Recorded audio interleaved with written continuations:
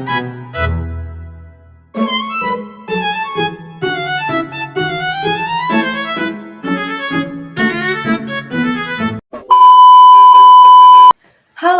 aku Filutami.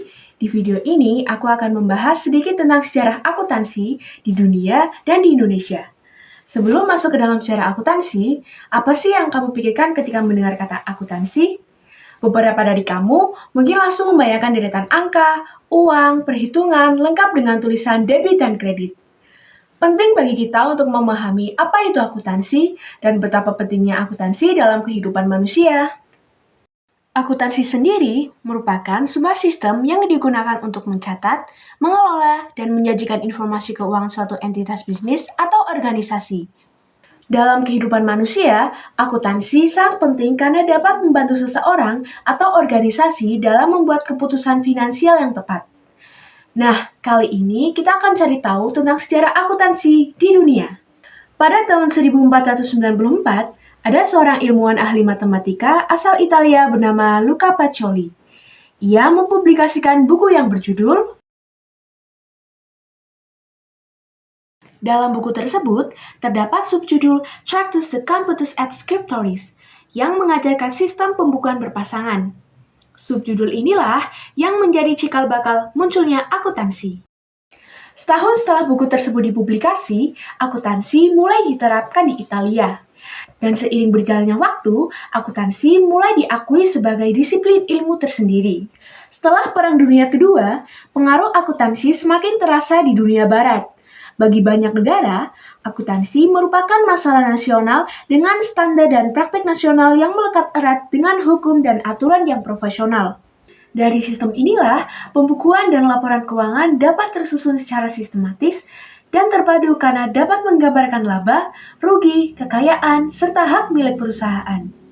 Selanjutnya, sistem akuntansi diberi nama sesuai dengan nama orang yang mengembangkannya atau dari nama negara masing-masing. Seperti misalnya, sistem Anglo-Saxon di Amerika Serikat dan Inggris, serta sistem kontinental di Belanda. Saat ini, sistem akuntansi yang paling banyak digunakan adalah Anglo-Saxon. Ini disebabkan karena Anglo-Saxon dapat mencatat berbagai transaksi secara lebih mudah.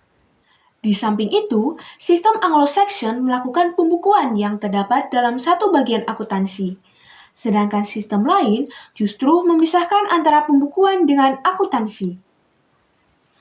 Nah, itu adalah sejarah akuntansi di dunia. Sekarang kita masuk ke dalam sejarah akuntansi di Indonesia. Akuntansi masuk di Indonesia pada zaman penjajahan Belanda. Pada saat itu, perusahaan di Indonesia menggunakan sistem kontinental atau tata buku yang digagas oleh Luca Pacioli. Meskipun sama-sama berasal dari pembukuan berpasangan, tetapi akuntansi berbeda dengan tata buku. Setelah tahun 1960, akuntansi cara Amerika atau Anglo-Saxon mulai diperkenalkan di Indonesia. Dan seiring berjalannya waktu, akhirnya sistem pembukuan di Indonesia pun berganti dari kontinental menjadi Anglo-Saxon. Dampak awal yang disebabkan oleh perkembangan akuntansi di Indonesia.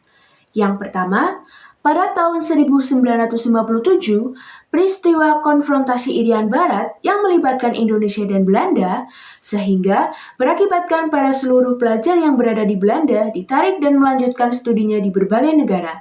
Salah satunya adalah Amerika. Kedua, penanaman modal asing atau PMA memberikan dampak positif terhadap perkembangan akuntansi, khususnya sistem Anglo-Saxon.